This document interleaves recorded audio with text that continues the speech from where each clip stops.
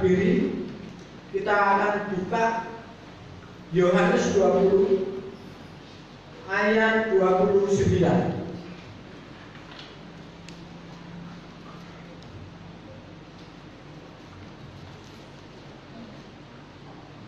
Yohanes 20 ayat 29, kita akan baca bersama-sama. 1, 2, 3. Kata Yesus kepadanya, karena engkau telah melihat aku, maka engkau percaya. Berbahagialah mereka yang tidak melihat, namun percaya. Silakan duduk Bapak Ibu Saudara. Sekali lagi saya baca. Kata Yesus kepadanya, karena engkau telah melihat aku, maka engkau percaya. Berbahagialah mereka yang tidak melihat, namun percaya. Ya. Kalau kita mau belajar akan firman Tuhan sebelumnya, ya. Ketika Yesus ditangkap, disiksa, bahkan disalib sampai mati, ya, seluruh murid-muridnya merasa ketakutan. Dia lari sembunyi, ya, karena takut pada orang Yahudi. Suatu ketika murid-murid Tuhan Yesus itu berkumpul di suatu tempat, ya, yang pintunya tertutup rapat-rapat. Di situ Yesus menampakkan diri kepada murid-muridnya, ya. Dia mencurahkan Roh Kudus mengembusi murid-murid yang ada di situ, ya. Tetapi sayangnya kurang percaya kalau dia tidak melihat diri, tidak menunjukkan jari dan tangannya ke dalam luka yang berada di tubuh Yesus. Ya, ini keterlaluan. Dia sudah tidak percaya, ya, dan ingin mencucukkan jari dan tangannya ke dalam luka di dalam Yesus. Di ayat ini, ya, saya katakan tadi di 29b, berbahagialah mereka yang tidak melihat, namun percaya. Ya, jadi berbahagialah kita. Ya, kita tidak melihat Tuhan Yesus, tetapi dengan iman kita percaya. Itu luar biasa. Tuhan Yesus katakan berbahagia. Ya. Kenapa kita disuruh berbahagia sama Tuhan, ya, dalam kehidupan ini, khususnya di dalam kebahagiaan yang Tuhan mau, bukan kebahagiaan untuk dunia ini, ya. Karena kita tahu bahwa kebahagiaan yang diberikan dunia itu sifatnya hanya sementara. Mungkin sepanjang umur kita, ya, kita merasa bahagia sementara. Mungkin 50 tahun, 60 tahun, 70 tahun. Tetapi kebahagiaan yang Tuhan berikan kepada kita ini kebahagiaan yang kekal, ya. Kita patut mengucap syukur, ya. Bapak Ibu Saudara yang dikasihi Tuhan, seperti 2 minggu yang lalu firman Tuhan yang disampaikan oleh Bapak Andreas itu dikatakan setiap hari firman Tuhan katakan jangan takut. Wah, luar biasa. Tuhan kalau katakan jangan takut, Tuhan terus tidak membela kita atau dia membiarkan kita, tidak. Dia akan mengatakan jangan takut. Itu artinya dia menyertai kita setiap hari. Kita harus cukup berbahagia, ya, berbahagia karena Tuhan menyertai kita. Katakan jangan takut. Ya. Di dalam menjalani kehidupan ini kita disuruh Tuhan bahagia, ya, bukan bahagia tentang dunia ini, ya. Karena kita tahu, saya ulangi, ya, bahagia dalam dunia ini sifatnya sementara, ya. Tetapi bahagia yang diberikan Tuhan itu adalah bahagia yang kekal. Contohnya, ya, kami lihat di YouTube itu ada anak muda yang baru wisuda, ya. Dia mencari pekerjaan, ya. Setelah dia diterima di pekerjaan, dia waktu mencari pekerjaan itu dia pakai sepeda motor butut ayahnya, ya. Setelah dia diterima di pekerjaan, sepeda motor butut ayahnya itu dijual untuk pakai uang muka sepeda motor yang baru, ya, dengan cicilan 5 tahun. Ya. Anak ini bekerja keras, ya. Setelah 5 tahun usai, ya, dia menjual sepeda motor yang baru itu, ya, untuk DP mobil. Dia pakai DP mobil asal kelihatan wah gitu ya, dengan jangka waktu 15 tahun. Dia bekerja lebih keras lagi, ya, sering lembur. Ya. Setelah itu dia juga menikah, ya. Dia menginginkan sebuah rumah, maka dia kredit rumah itu, ya, dengan jangka 15 tahun. Dia bekerja lebih keras lagi, ya. Dia harus mengisi perabotan rumah, perabotan di dalam rumahnya itu, ya.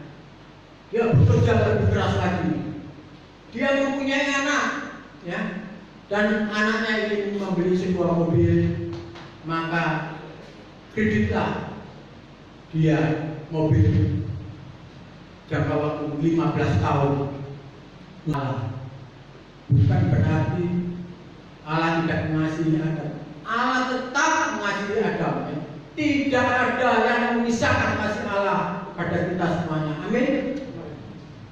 Tidak ada yang dapat memisahkan kasih Allah kepada kita. Oleh sebab itu, ketika Adam dan Hawa jatuh dalam dosa, dia kehilangan kemuliaan Allah, ya, tetapi kasih Allah masih menyertai. Dia ajar. Mungkin saat itu Allah telah menyembelih domba, ya, meskipun tidak tertulis, tetapi kita punya iman, ya, menyembelih domba sehingga ada darah yang dicurahkan dan menguliti kulit domba itu, dibuatlah sebuah baju, diberikannya kepada Adam dan Hawa. Luar biasa kasih Allah ini, ya. Jadi harus ada darah yang dicurahkan. Begitu juga saat bangsa Israel di tanah Mesir, ya, harus ada darah yang dicurahkan. Setiap rumah orang Israel harus ada darah, tanda darah, supaya terlewati oleh kematian. Jadi bangsa Mesir yang rumahnya tidak ada tanda darah, anak sulung mereka mengalami kematian semuanya, baik ternaknya juga mengalami kematian. Tetapi bangsa Israel yang rumahnya ada tanda darah, mereka selamat. Begitu juga Allah mengajari Musa untuk bangsa Israel cara penebusan dosa, harus ada darah yang dicurahkan, ya, di altar penyembahan. Jadi Allah sudah mengajari cara menebus dosa itu harus ada darah yang dicurahkan, sampai digenapi darah Yesus tercurah di Kalvari. Luar biasa, supaya kita terselamatkan, ya. Itulah karya Tuhan Yesus yang kedua. Yang pertama menyelamatkan, yang kedua menebus. Terus karya Tuhan Yesus yang ketiga memperdamaikan. Roma 5:10-11, diperdamaikan dengan Allah oleh kematian anaknya, sehingga kita terima pendamaian itu. Inilah awal kita mengenal Tuhan. Kita orang berdosa dan Tuhan Maha Kudus telah diperdamaikan oleh Yesus Kristus. Ya. Pada beberapa tahun yang lalu, waktu di sini ada STTP, kami ikuti. Ya. Setelah itu kami pulang ketemu teman, ditanyain, kamu dari mana? STTP apa itu? Sekolah Teologi. Ya, belajar tentang Allah. Ya, gitu. Terus dia bilang begini, nggak bisa Allah dipelajari itu. Dia mengatakan seperti itu. Tapi saya katakan bisa. Saya hanya mengatakan satu perkataan kepada dia, mengapa kamu tahu bahwa Allah itu Maha Besar. Saya butuhkan. Dia bilang, ya dari kita. Nah, oleh sebab itu, selagi Allah membukakan diri ya, kepada manusia, kita bisa mempelajarinya. Karena Allah mau supaya kita mengenal hati Allah lebih dalam lagi. Ya, kita patut bersyukur. Jadi kita telah diperdamaikan dengan Allah melalui kematian Tuhan Yesus Kristus. Yang keempat, menyatakan sesudah yang ketiga tadi memperdamaikan, yang keempat menyatakan Yesus menyatakan kemuliaannya. Kita tahu mujizat yang pertama adalah di Kana, merubah air menjadi anggur. Yesus menyatakan kemuliaannya yang pertama, dan seterusnya yang sakit disembuhkan, yang lumpuh berjalan, yang mati dibangkitkan, ya, angin ribut, badai diredakan. Itu Yesus menyatakan kemuliaannya. Yang terakhir, yang kelima, yaitu menggenapi. Matius 5:17. Yesus datang ke dunia bukan mengadakan hukum Taurat, tetapi menggenapi. Ya, jadi Tuhan Yesus akan menggenapi. Inilah yang kita tunggu nanti. Tuhan Yesus menggenapi.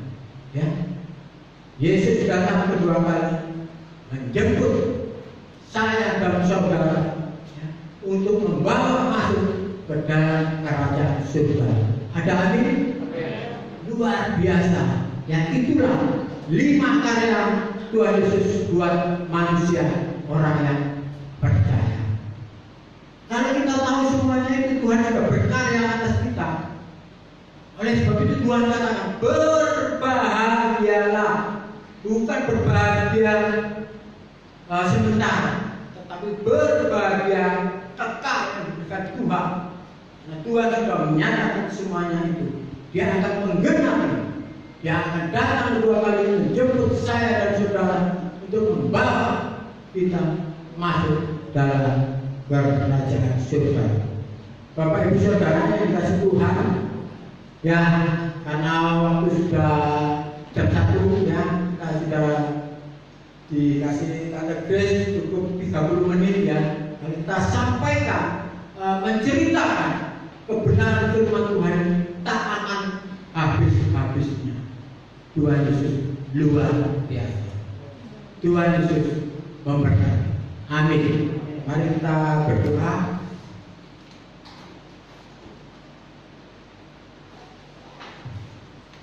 Tuhan Yesus, terima kasih Tuhan sudah berfirman kepada kami, dan kami percaya Tuhan Engkau yang mematahkan kebenaran firman-Mu sehingga firman-Mu boleh menjadi berkat.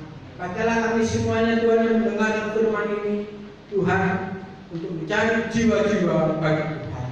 Kami percaya Engkau menyertai kami semuanya Tuhan. Karena sudah terbukti bahwa Engkau katakan jangan takut. Setiap hari Engkau menyertai kami, mengatakan jangan takut. Dan saat ini Engkau ulangi dengan mengatakan berbahagialah, supaya kami merasakan damai sukacita yang diberikan Tuhan, kebahagiaan yang kekal. Nah, kami tahu Tuhan Engkau akan menggenapi 5 karya Agung-Mu dalam kami. Engkau akan datang 2 kali menjemput kami, membawa kami semuanya untuk masuk dalam kerajaan surga. Pujilah nama-Mu kekal selama-lamanya. Haleluya. Amin.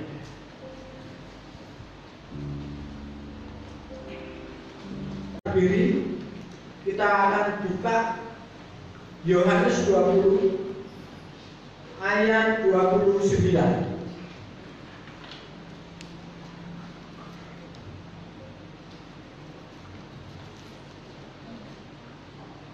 Yohanes 20 ayat 29, kita akan baca bersama-sama. 1, 2, 3. Kata Yesus kepadanya, Karena engkau telah melihat aku, maka engkau percaya. Berbahagialah mereka yang tidak melihat, namun percaya. Silakan duduk Bapak Ibu Saudara. Sekali lagi saya baca. Kata Yesus kepadanya, karena engkau telah melihat aku, maka engkau percaya. Berbahagialah mereka yang tidak melihat, namun percaya. Ya. Kalau kita mau belajar akan firman Tuhan sebelumnya, ya.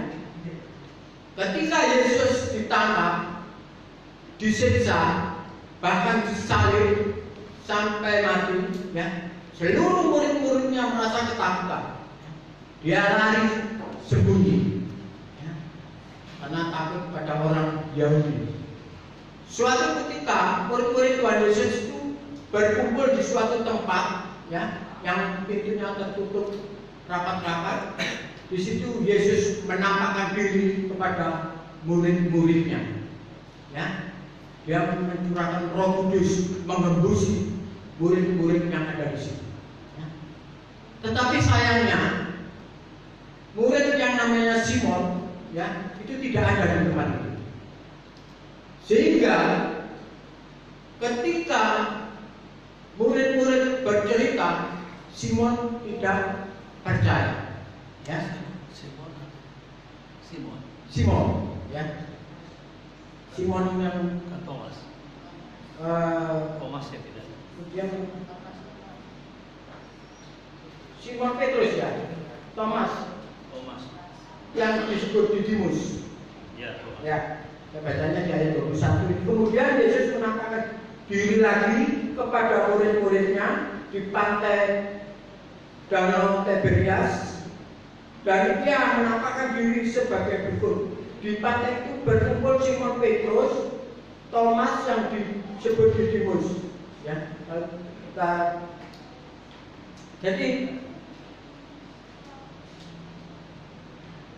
ini ya, Simon ini ya, ini kurang percaya, ya. Kalau Tuhan Yesus menampakkan diri, dia mengatakan, kalau aku tidak melihat sendiri, ya, dan mencucukkan jariku pada telapak tangannya terpaku, atau mencucukkan tanganku ke dalam lambungnya, aku tidak percaya. Oh, Thomas ya.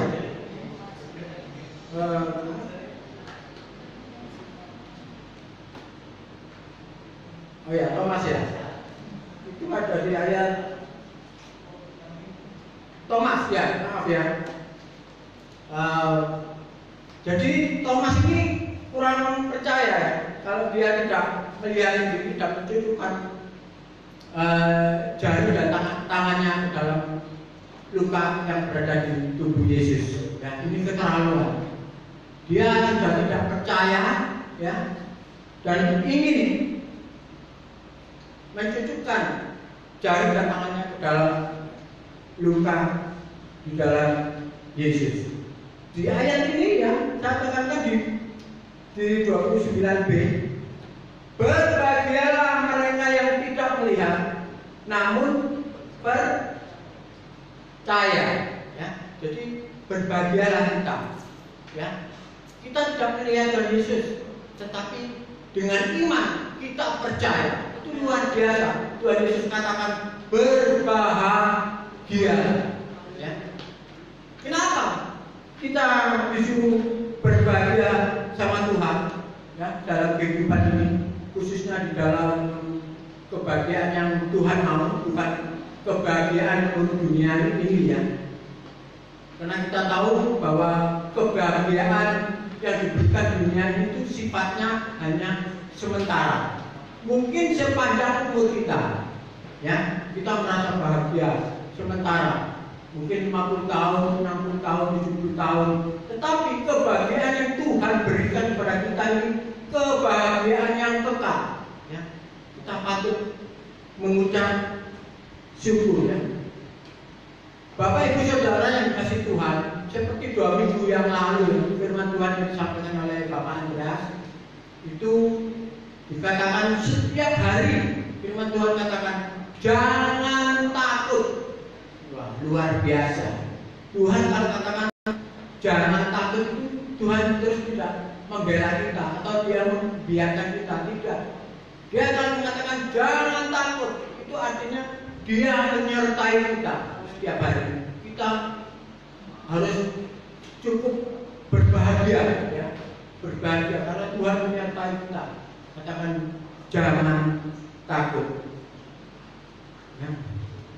Di dalam menjalani kehidupan ini kita disuruh Tuhan bahagia, ya, bukan bahagia tentang dunia ini, ya, karena kita tahu, saya ulangi ya, bahagia dalam dunia ini sifatnya sementara, ya, tetapi bahagia yang diberikan Tuhan itu adalah bahagia yang kekal. Contohnya ya, kami lihat di YouTube itu ada anak muda yang baru wisuda, ya. Dia mencari pekerjaan, ya. Setelah dia diterima di pekerjaan, dia waktu mencari pekerjaan itu dia pakai sepeda motor butut ayahnya, ya. Setelah dia diterima di pekerjaan, sepeda motor butut ayahnya itu dijual untuk pakai uang muka sepeda motor yang baru, ya, dengan cicilan 5 tahun. Ya. Anak ini bekerja keras, ya.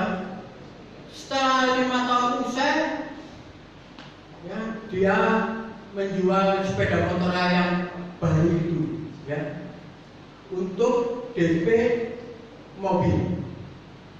Dia pakai DP mobil asal kelihatan uang gitu, ya, dengan jangka waktu 15 tahun. Dia bekerja lebih keras lagi, ya, sering lembur.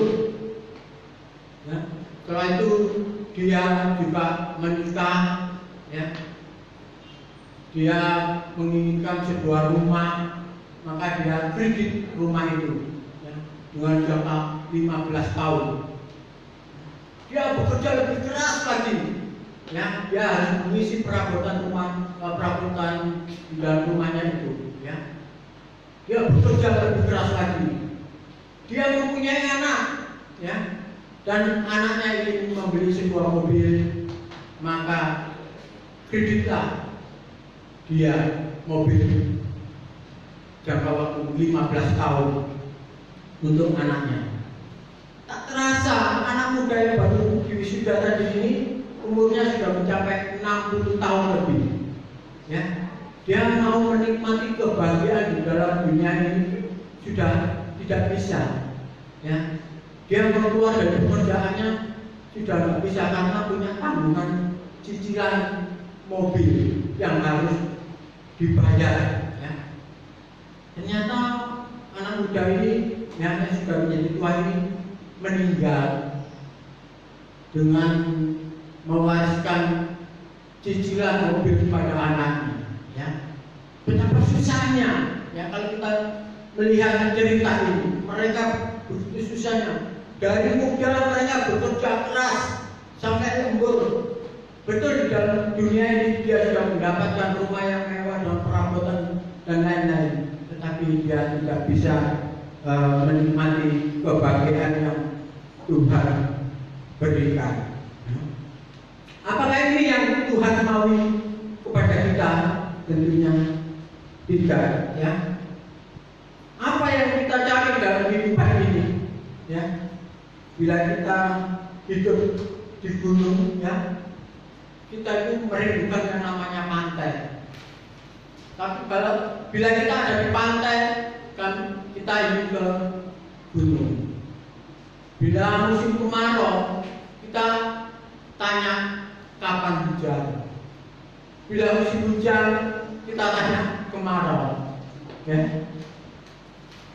Bila kita ada di rumah, kita ingin pergi. Bila kita pergi, kita rindu akan rumah, ya.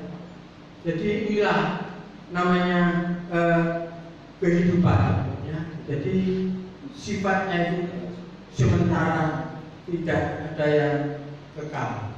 Oleh sebab itu, ya, ajari anak kita dengan bahagia. Caranya gimana? Ajari anak kita dengan bahagia, ya. Ajari anak kita dengan selalu memberikan ucapan syukur, selalu bersyukur, ya.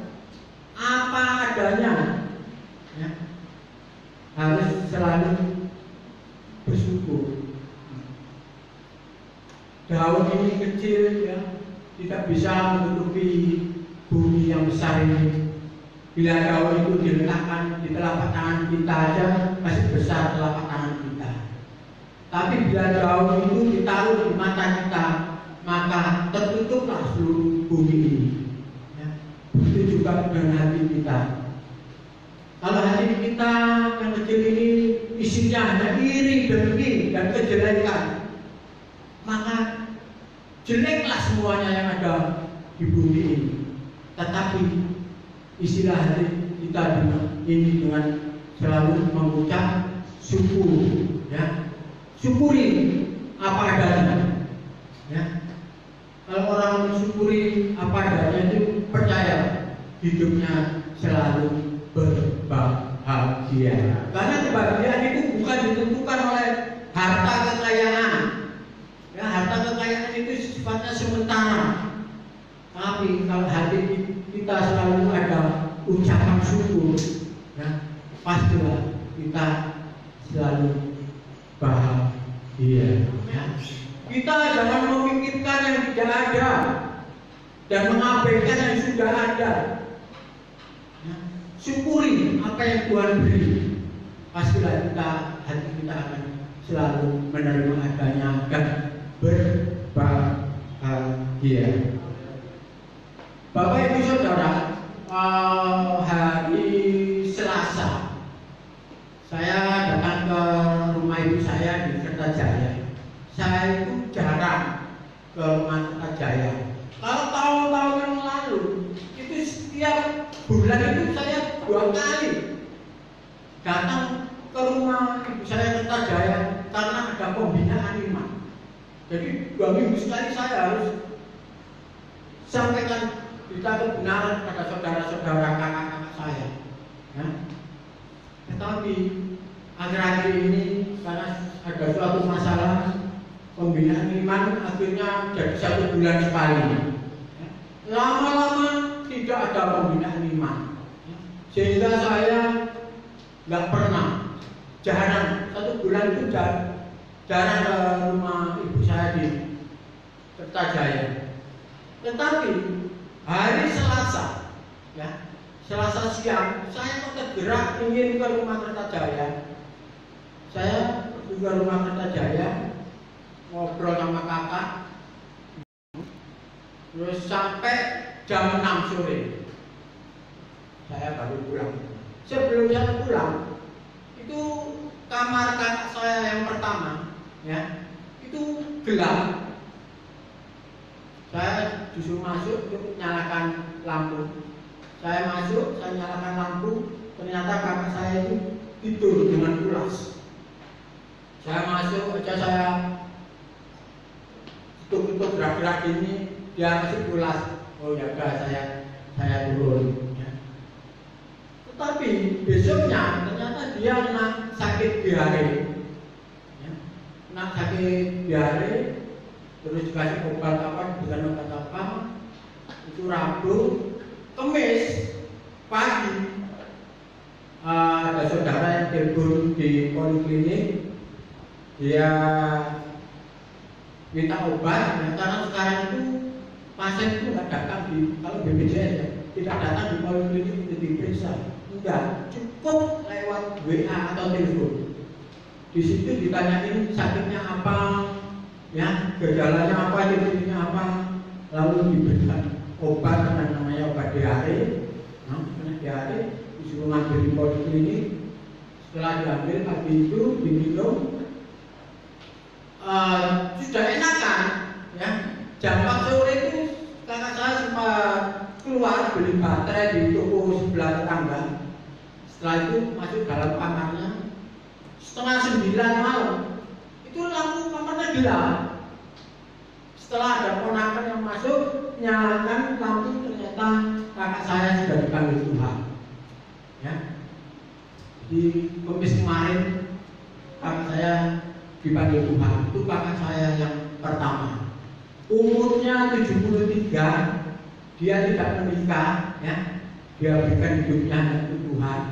Dia begitu taat, ya. Dia setia, dia tekun. Pada saat itu dilayani oleh BPIB Betel, ya, di Jalan Karangjangan. Di situ pada saat ibadah penutupan peti, firman Tuhannya temanya berbahagia. Dia katakan bahwa kakak saya ini dipanggil Tuhan secara senyap. Karena kata senyap sekarang lagi musim, ya, senyap. Karena presiden kita bekerja secara senyap. Jadi kakak saya meninggal ini tidak menyusahkan adik-adiknya, ya, karena dia tidak beristri. Dia ikut adiknya di Kertajaya, jadi rumah orang tua. Seandainya kakak saya ini sakit, ya, terus masuk rumah sakit dengan biaya yang besar, itu siapa yang membiayai? Tidak ada, ya. Karena kakak saya merasa hidupnya selalu bersyukur apa adanya, ya. Tuhan pun akhirnya mengambil dia secara senyap, tidak menyusahkan adik-adiknya. Itulah firman Tuhan yang disampaikan saat itu, luar biasa. Kalau kita tekun, taat, ya, setia, ya, disitulah kebahagiaan yang terjadi, kebahagiaan yang kekal. Jadi luar biasa. Bapak Ibu Saudara, apa yang kita cari dalam kehidupan? Kapankah kebahagiaan yang akan kita dapatkan? Ya. Kebahagiaan bila kita selalu mengingat yang belum ada. Ya. Jadi yang namanya kebahagiaan itu jangan memikirkan yang belum ada, tapi syukurilah, ya, apa yang sudah kita punya itu. Jangan memikirkan yang berlebih-lebihan, tapi apa adanya kita syukuri. Kalau itu berkat Tuhan, syukurilah apa yang sudah kita miliki. Itu sebagai modal untuk memuliakan Tuhan. Jadi kalau kita mensyukuri apa yang sudah kita miliki itu adalah modal untuk memuliakan Tuhan. Itu luar biasa, ya. Harta adalah berkat Tuhan yang dimintai pertanggungjawaban. Apakah kita menggunakan harta kita secara tepat dan benar? Itu nantinya akan dimintai pertanggungjawaban. Ya. Bapak Ibu yang di dalam kasih Tuhan Yesus, ya, mengapa kita disuruh bahagia? Karena Yesus sudah berkarya buat kita orang percaya. Atau Bapak Gembala sering mengatakan, ya, karena Yesus. Kenapa kita harus bahagia? Karena yang susah-susah itu sudah Tuhan tanggung. Ya. Jadi waktu berapa tahun yang lalu Bapak Gembala mengatakan seperti ini, saya pikiran istilahnya kalau kita berjalan di tengah hutan, itu Tuhan Yesus itu di depan kita, jangan membawa parang ini. Belukan yang kita lewati ini dibakar habis oleh Tuhan, dan kita di belakang Tuhan hanya mengikutinya. Luar biasa, ya. Jadi yang susah-susah sudah ditanggung oleh Tuhan Yesus Kristus. Haleluya. Mengapa kita disuruh bahagia? Karena Yesus sudah berkarya buat kita orang percaya. Karya pertama adalah menyelamatkan. Kita bahagia karena Tuhan menyelamatkan kita. Luar biasa, itu kekal berkat Tuhan itu. Kematian Kristus adalah cara yang terbaik untuk orang berdosa. Luar biasa, ya. Yesus datang untuk menyelamatkan yang hilang. Bapak Ibu Saudara, saya ini dari keturunan orang yang tidak percaya Tuhan. Ya. Kalau orang tua kita itu percaya Tuhan, otomatis anak-anaknya itu percaya Tuhan. Tetapi saya tidak, Bapak Ibu. Orang tua saya itu tidak mengenal Tuhan, bahkan dia setia 5 waktu. Tetapi saya diselamatkan Tuhan. Itu luar biasa. Karena dengan hobi saya yang membaca. Kalau dulu kemudian sering saya sampaikan, saya bersaksi, ya, karena dengan hobi saya yang membaca ini, ya, ternyata Tuhan menyelamatkan saya. Saya baca, ya, Injil, Markus, Lukas, Yohanes, sehingga saya tahu. Disitulah iman saya mulai muncul. Itu saya SD aja masih aktif 5 waktu. Saya punya tugas di dalam musola, ya. SMP mulai peralihan iman saya, karena saya sudah membaca kebenaran firman Tuhan. Tetapi agama di SMP itu masih belum percaya Tuhan. Ya. Di saat itu banyak teman-teman di situ, satu kelas cuma ada 2 orang yang percaya. Betapa kasihannya mereka ditawur, ya, dengan yang lainnya tentang iman mereka. Tapi saya sebagai pembela mereka, karena saya sudah tahu, saya sudah membaca akan kebenaran firman Tuhan. Mereka saya bela, sampai teman-teman saya yang lain itu sampai bingung. Kami itu nggak percaya Tuhan, tapi kok membela mereka? Ya, saya merasa dipakai Tuhan untuk membela mereka. Itu SMP, ya, SMA. Ya. Bahkan saya berpacaran dengan istri saya, ya. Istri saya ini tidak percaya Tuhan, tetapi pacaran saya selalu mengingini dia, ya. Saya kenalkan Tuhan Yesus kepada dia, akhirnya dia percaya. Tuhan Tuhan.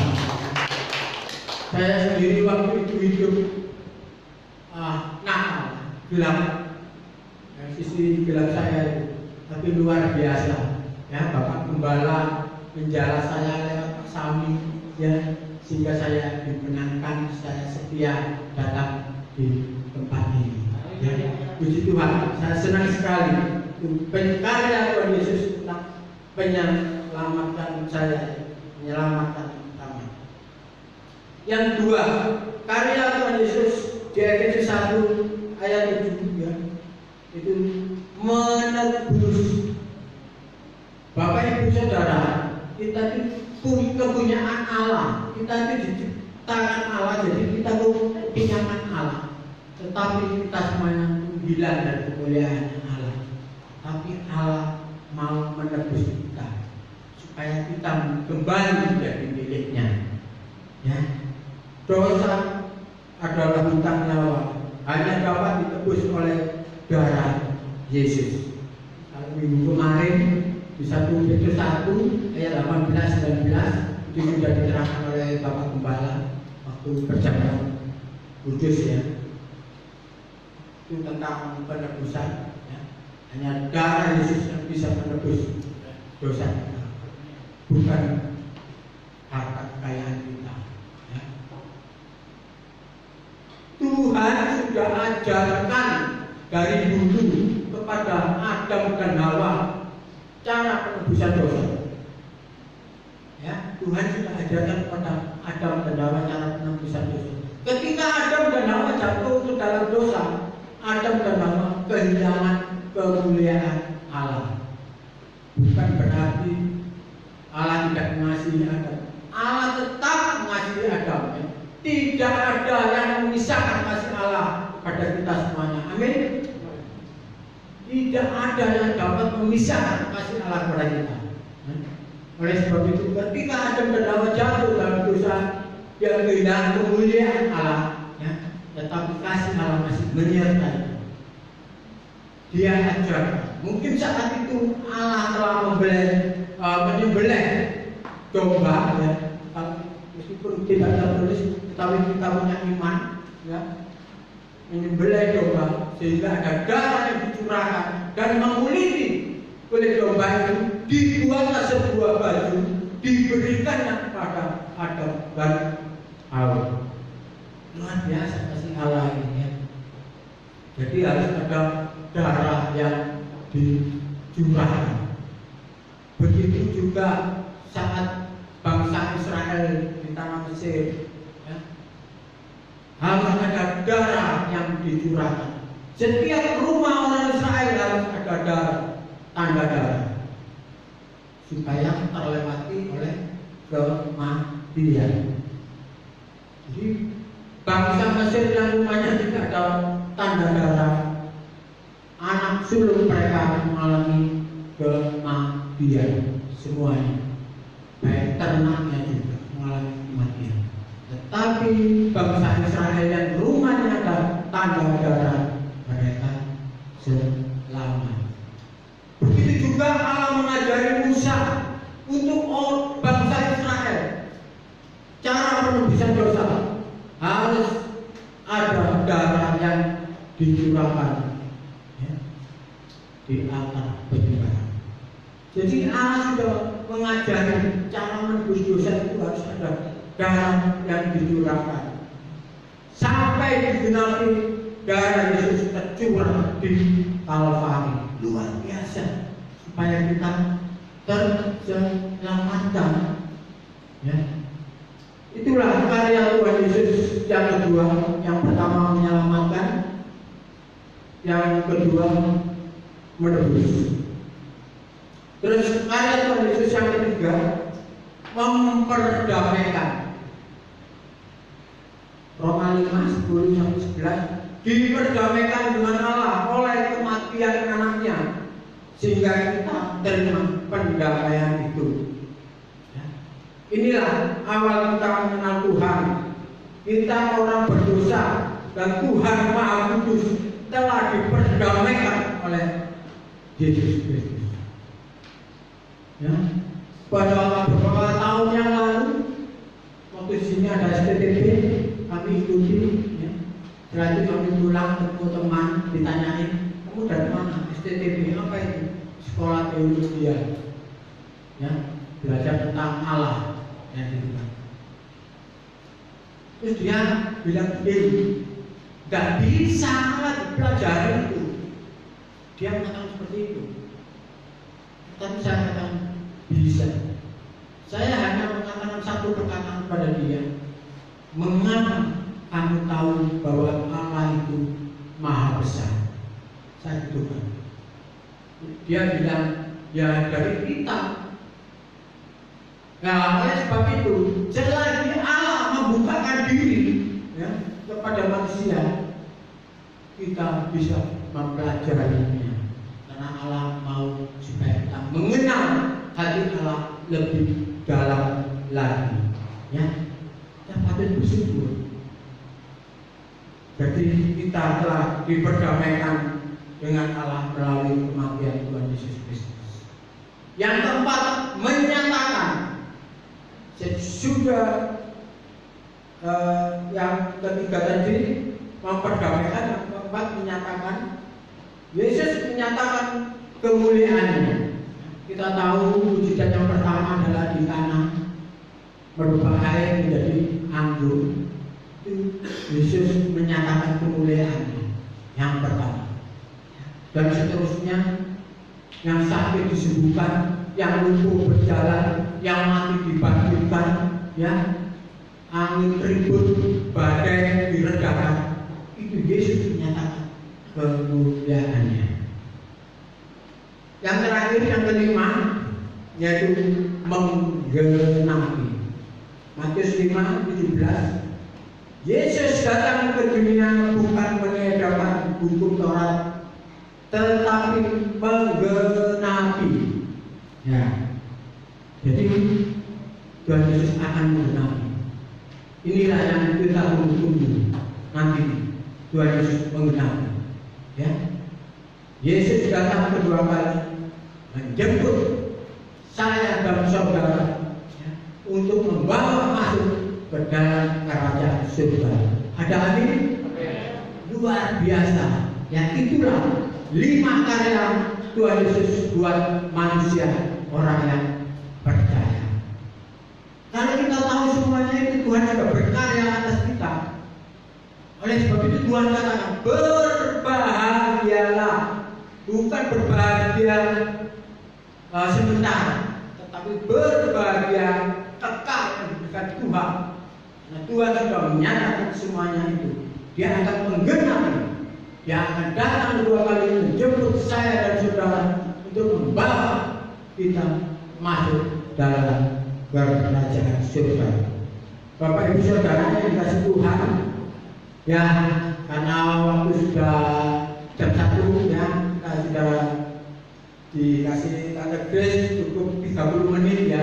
Kita sampaikan, menceritakan kebenaran firman Tuhan tak akan habis-habisnya. Tuhan Yesus luar biasa. Tuhan Yesus memberkati. Amin. Mari kita berdoa.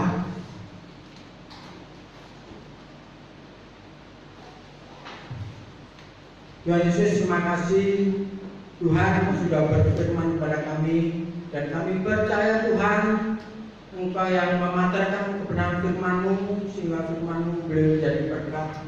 Pakailah kami semuanya Tuhan yang mendengar firman ini Tuhan untuk mencari jiwa-jiwa bagi Tuhan.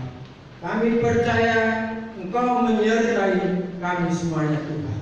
Karena sudah terbukti bahwa Engkau katakan jangan takut. Setiap hari Engkau menyertai kami, mengatakan jangan takut. Dan saat ini Engkau ulangi dengan mengatakan berbahagialah, supaya kami merasakan damai sukacita yang diberikan Tuhan, kebahagiaan yang kekal. Nah, kami tahu Tuhan Engkau akan menggenapi 5 karya Agung-Mu dalam kami. Engkau akan datang 2 kali menjemput kami, membawa kami semuanya untuk masuk dalam kerajaan surga. Pujilah nama-Mu kekal selama-lamanya. Haleluya. Amin.